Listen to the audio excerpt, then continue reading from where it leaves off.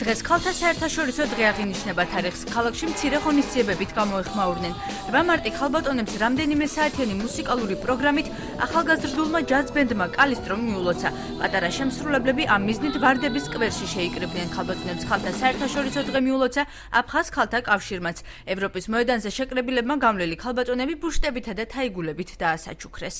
ყველა ქალბატონს ულოცავ დღევანდელ დღეს, უსურვებ ჯანმრთელობას, უსურვებ ბედნიერებას, იშვიდოსნხელოთ აჰსან, ფშძაკვა, აჰყოიჩა, ეხეთი ამში შვიზეღის შოთა გუბზიერი, აგვამჩი. მოგილოცავთ დღევანდელ დღეს, ქალთა საერთაშორისო დღეს.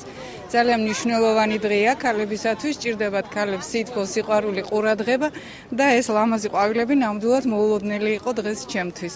უღრმესი მადლობა ყველას ორგანიზატორებს და ვინც ულამაზებს ქალებს ცხოვრებას. სრულიად საქართველოს მანდილასაც მიულოცო მინდა დღეს.